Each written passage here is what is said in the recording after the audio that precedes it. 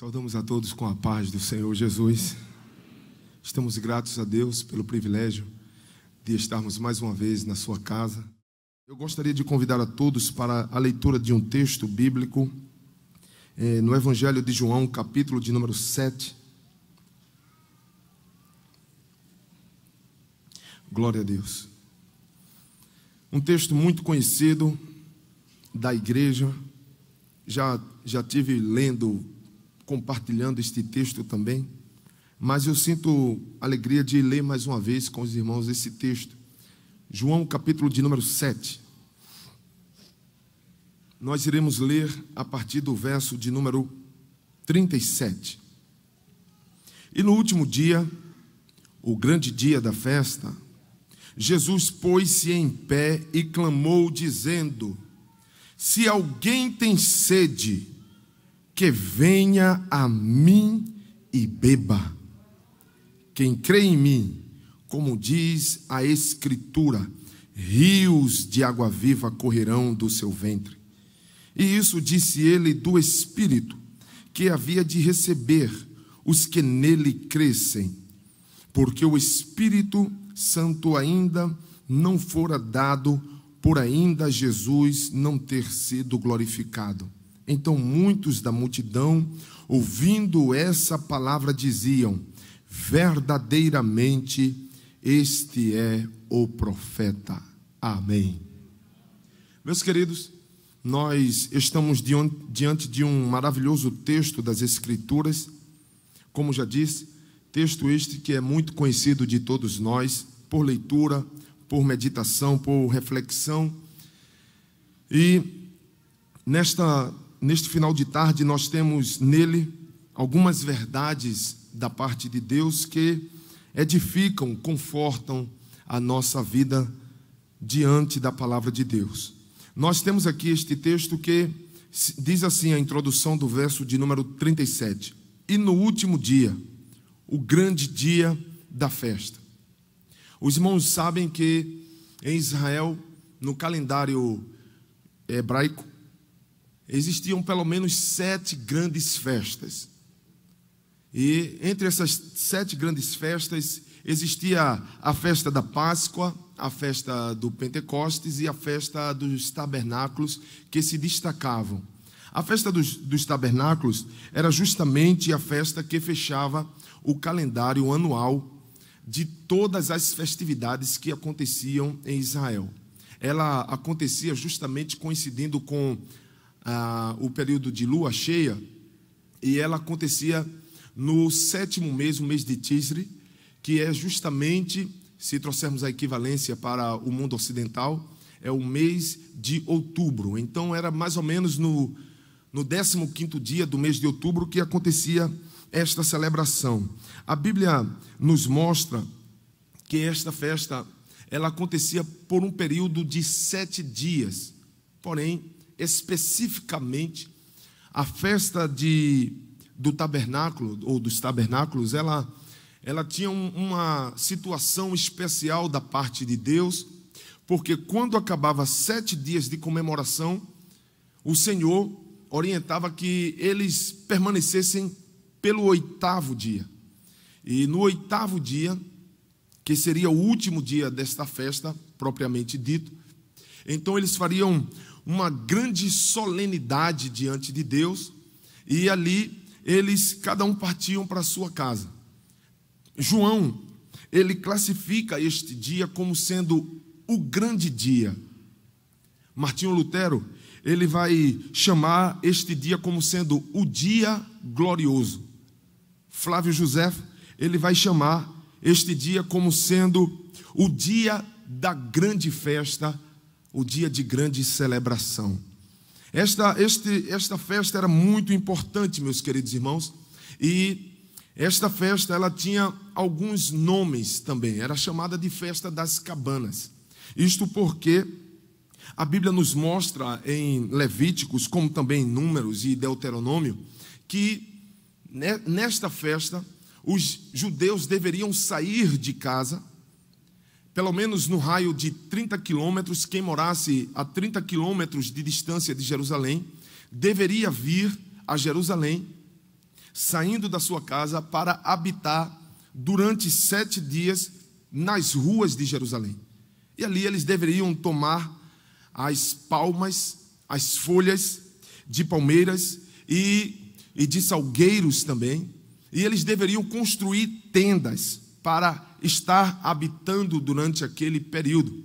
Então, eis aí o motivo que esta festa também é chamada de Festa das Cabanas, porque eles habitavam ali e havia um propósito. E aí vem o segundo título desta cidade, desta festa, que é também conhecida como Festa dos Tabernáculos, como já citei. Porque durante 40 anos de peregrinação, eles habitaram em tendas, em cabanas. E o tabernáculo era algo provisório. Então Deus queria que eles também celebrassem e entendessem e revelassem para gerações seguintes, para os seus filhos, que olha, durante 40 anos nós moramos nesta situação de improviso, mas durante 40 anos o Senhor cuidou de nós. Os nossos calçados não ficaram velhos, as nossas roupas não se desgastaram, o Senhor proveu alimento para nós, o Senhor trouxe coluna de fogo durante a noite para nos proteger da escuridão e do frio do deserto, como também durante o dia o Senhor trouxe a coluna de nuvem para nos proteger do sol. Então isto era celebrado diante de todo aquele povo. Há uma outra expressão utilizada para esta festa também, que é chamada de Festa das Nações. Porque lá em Êxodo, capítulo de número 12, o verso 38, a Bíblia vai dizer que um vulgo saiu com o povo de Israel. Ou, em outras expressões, vai dizer uma mistura. Esta mistura, os rabinos vão dizer que eram aproximadamente 70 nações. E aí, isto eles vão dizer justamente para acomodar as especificações de Levíticos 23, que Deus vai dizer que na festa dos tabernáculos, eles deveriam apresentar 70 bezerros. Começando no primeiro dia da festa com 13, no segundo dia da festa 12, no terceiro dia da festa 11. E assim eles deveriam ir diminuindo a quantidade de animais, até que no 7º dia da festa seriam apresentados 7 bezerros, totalizando o número de 70 bezerros. E isto é chamado de Festa das Nações, porque Deus estava também acomodando, mesmo no Antigo Testamento, as nações que haveriam de conhecer a salvação vinda de Deus. Zacarias, capítulo de número 14 e o verso de número 16, vai trazer uma palavra profética que vai se acomodar justamente na festa do tabernáculo, dizendo que as nações virão e adorarão ao Senhor neste dia, no dia da festa. Então, esta festa ela tem um sentido teológico muito forte, porque vai trazer o povo o desprendimento das coisas materiais, a fim de estarem vivendo debaixo da providência de Deus, como também esta festa ela tem um significado profético, aonde a provisão de Deus para a salvação de todos os povos aconteceria. Pois bem, situando os irmãos neste texto, nós iremos perceber que justamente no último dia, o grande dia da festa. E por que é chamado de o grande dia da festa? Ele é chamado de o grande dia da festa porque algo muito interessante acontecia naquele período. Acontecia que o sacerdote, ele saía do templo e simbolicamente ele ia até o tanque de Siloé para buscar água. Na volta, ele passava pela porta das águas, simbolizando justamente a purificação. Ele ia buscar a água dentro de um jarro de ouro e ele trazia aquela água para o templo a fim de apresentar o sacrifício. Ele fazia isso todos os dias da festa. Mas no último dia da festa, o sacerdote ele fazia de maneira especial. Isto porque o sacerdote ele fazia isto com uma grande procissão. Um grande número de pessoas seguia o sacerdote, que ia com um jarro de ouro buscar água. Sendo que ao ir buscar água, aquela procissão saía atrás do sacerdote, citando o texto de Isaías, capítulo de número 12 e o verso de número 3.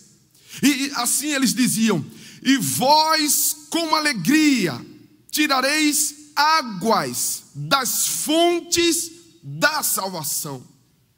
E ali o sacerdote ia com uma grande procissão, passando a cidade de Jerusalém, aquelas pessoas que estavam nas cabanas, povos estrangeiros estavam ali, e vendo o sacerdote passando com aquele jarro de ouro, buscando água no tanque de Siloé, passando pela porta das águas, voltando para o templo, para os ritos cerimoniais, e eles saíam recitando com tambores, cantando e tocando músicas ao Senhor e se alegrando. Há um provérbio entre os judeus que eles diziam o seguinte: quem nunca viu o júbilo daqueles que buscam a água, jamais soube o que é alegria. Porque era muita alegria. Eles saíam com alegria. E por que eles saíam com tanta alegria, meus queridos irmãos? Porque a Bíblia vai nos dizer, meus queridos, que os líderes religiosos, eles tinham um entendimento de que aquela água falava do Espírito Santo. Isaías capítulo de número 32 e o verso de número 15 diz o seguinte: até que se derrame sobre nós o Espírito lá do alto, então o deserto se tornará em campo fértil, e o campo fértil será reputado por um bosque. Isaías capítulo 44 e o verso de número 3, a Bíblia diz assim: porque derramarei água sobre o sedento e rios sobre a terra seca, derramarei o meu espírito sobre a tua posteridade e a minha bênção sobre os teus descendentes. Isaías capítulo 55 e o verso de número 1 diz assim: ó vós todos os que tendes sedes, vinde às águas, e vós que não tendes dinheiro, vinde, comprai e comei. Sim, vinde e comprai sem dinheiro e sem preço vinho e leite. Isaías capítulo 58 e o verso de número 1, verso de número 11, a Bíblia diz assim: e o Senhor te guiará continuamente e fartará a tua alma em lugares secos e fortificará teus ossos, e serás como um jardim regado e como um manancial cujas águas nunca faltam. O motivo de tanta alegria que eles saíam era: nós estamos indo agora buscar água, mas esta água é física, é tangível, esta água é natural, é perceptível, ela está aqui na esfera humana, material, mas haverá uma água que representa o Espírito Santo. Salvação virá sobre a terra, liberdade virá sobre a terra, prosperidade virá sobre o homem, bênção de Deus correrá feito rio e abençoará a vida de todos. A alegria daquelas pessoas é porque eles criam que aquela água chegaria a todos eles. É por isso que este provérbio: quem nunca viu o júbilo daqueles que vão buscar a água, não sabem o que é alegria. Justamente neste grande movimento que estava acontecendo em Israel, em Jerusalém nesse dia, justamente neste momento, a Bíblia nos mostra que no último dia, o grande dia da festa, todo mundo vendo aquele sacerdote buscando água, a procissão indo atrás de água, os versículos bíblicos sendo citados: derramarei do meu espírito e vocês beberão da água, e aquilo tudo sendo anunciado. De repente, no meio daquela festa, a Bíblia nos mostra que no último dia, Jesus se levanta e ele diz: se alguém tem sede, que venha a mim e beba. Aleluias. Jesus agora traz a atenção de toda a multidão para si. E é como se ele estivesse dizendo: isto que está sendo anunciado, que já foi declarado pelos profetas, isto que foi revelado da parte de Deus, fala de mim, fala do Espírito Santo, que anuncia a minha pessoa, a salvação para toda a humanidade. Aquele que tiver sede, venha a mim e beba. Meus queridos irmãos, nós sabemos que a sede, ela é uma sensação associada a todo aquele que tem vontade de beber água. Ela representa uma das grandes necessidades vitais do homem. Ela está ao lado da fome. E, metaforicamente, a sede representa o desejo ávido de alcançar, de conquistar, o desejo ardente de obter algo. Quando nós dizemos assim: eu estou com sede de fazer isso, é porque nós queremos algo. Então a sede, ela é muito peculiar a cada um de nós aqui. Os jovens têm desejo, têm sede de conquistar aquele diploma. Eu pensava que eu ia ouvir um amém. Os irmãos têm desejo, têm sede de conquistar uma realização na área espiritual, na área profissional. Olha aí, glória a Deus. Cada um de nós temos sede e vontade. Agora mesmo me deu um pouco de sede. Mas o que eu quero dizer aos irmãos é que a Bíblia, ela vai falar de sede, porém ela vai falar dentro de uma dimensão mais alta e mais ampla, para que possamos entender a sede do homem. A Bíblia nos mostra em Gênesis, no capítulo de número 21, que Agar, ela saiu errante. Guarde essa expressão. Ela saiu errante no deserto, porque ela foi despedida da casa de Abraão com o seu filho Ismael. E quando ela percebe que a água se acaba, ela coloca o seu filho a certa distância e ela diz: eu ficarei de longe porque eu não quero ver o meu filho morrendo. O verso de número 26. Ela vai dizer isto. Ela perdeu a esperança. A sede provoca falta de esperança. A sede provoca uma situação em nós que pensamos que já não há mais saída. E talvez seja o teu caso. E talvez você tenha vindo aqui dizendo: já não há mais esperança para mim. Mas a Bíblia diz que naquele caso Deus ouviu o clamor da criança e abriu os olhos dela.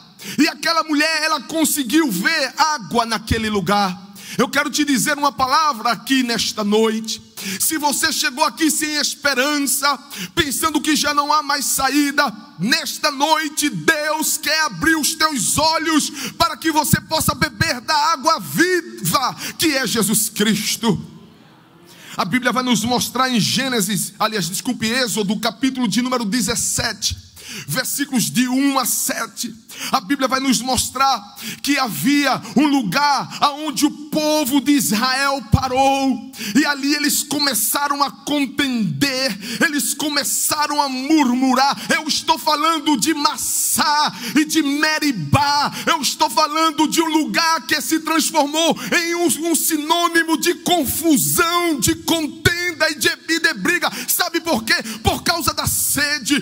Quantas vezes, por causa da nossa sede de obtenção, de conquista, de alvos e de ideais, nós entramos em brigas, em contendas, em guerras, em aflições. Mas eu quero te dizer nesta noite: Deus tem água da vida para você e para mim, uma água que sacia a sede, uma sede maior do que o diploma, uma sede que é maior do que um anel, do que uma estabilidade afetiva. Esta água é Jesus Cristo, e Ele está aqui para alimentar a nossa vida. A Bíblia nos mostra em Ezequiel capítulo de número 37, o verso de número 11, que o Senhor, capítulo 37, a partir do verso 1, diz que Deus levou Ezequiel para o vale dos ossos secos.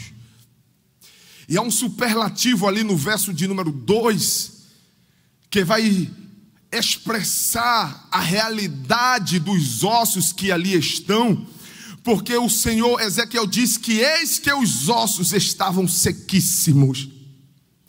Isto quer mostrar que a situação era extrema.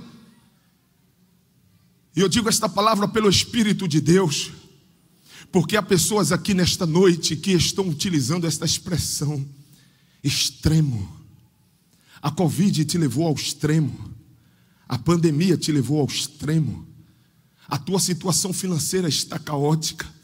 A tua situação emocional está difícil. Eu estou falando para crentes e para não crentes. E por que para crentes também, irmão Sóstenes? Porque tem crente que vê a fonte e não vai beber da água. Jesus diz: quem tem sede, venha. Ah, quantos crentes estão precisando de beber desta fonte que se chama Jesus. Não é uma mensagem simplesmente evangelística no sentido de alcançar aquele que não é salvo, mas é evangelística no sentido de boas novas, que fala para todos nós aqui: ainda há esperança, ainda há água, ainda há vida, ainda há esperança, ainda há água, ainda há vida, ainda há esperança, ainda há água, ainda há vida para cada um de nós que temos sede. Nesta noite há um convite do Espírito Santo de Deus direcionando a nossa vida para buscarmos desta água que é Jesus. Ele quer saciar a nossa sede, Ele quer resolver os nossos problemas. Ele está entre nós nesta noite. Você sente a presença dEle? Você pode glorificar o nome dEle? Será que você pode dizer nesta noite: dá-me desta água, Jesus, eu quero desta água? Ele está aqui para saciar esta sede. Aleluia. Oxalá que possamos nesta noite, meus amados irmãos, dizer igual ao salmista Davi: assim como a terra está seca e árida, necessitando de chuva e de água, a minha alma tem sede de ti. Oxalá que possamos dizer igual os filhos de Corá: como o servo brama por água, pelas correntes das águas, assim a minha alma tem sede de ti. A minha alma não se sacia com Netflix, a minha alma não se sacia com jogo, a minha alma não se sacia com vício, a minha alma não se sacia com diplomas, a minha alma se sacia com a glória, com a presença do Deus vivo. Que a tua alma possa ser saciada nesta noite, que a tua alma possa ser cheia da presença do Senhor, que nesta noite a água desça sobre a tua vida, que a água desça sobre o coral, sobre o conjunto, sobre os jovens, sobre os adolescentes, que a cachoeira dos céus desça sobre a igreja do Senhor, e que cada um de nós possamos beber desta água, mergulhar nesta água, assim como aconteceu com Ezequiel, Você está lembrado de Ezequiel? No capítulo 45, ele é convidado a chegar à margem de um rio, e um homem olha para ele e diz: entra. E na mesma hora pega um cordel e começa a medir uma distância de 1000 côvados, e a água chega no tornozelo, e diz a ele: entra, e mede mais 1000 côvados, e ele entra com aquele cordel, ele mede mais 1000 côvados, chama, entra, e a água chega no joelho, e depois ele diz: entra mais um pouco e mede mais 1000 côvados, e com aquele cordel ele convida, entra, e depois mede com o cordel novamente, e a água vai saindo do tornozelo, e chega no joelho, e depois chega na cintura, chega nos ombros, e chega um momento que a água é tão profunda que Ezequiel diz: agora eu já não consigo mais andar, eu preciso nadar nesta água. Há um convite do céu para você nadar nesta água. E sabe qual é a descrição que está em Ezequiel 45? Por onde as águas passavam, a água trazia vida, a água trazia o fruto, as árvores frutificavam e prosperavam, porque a água estava passando por ali.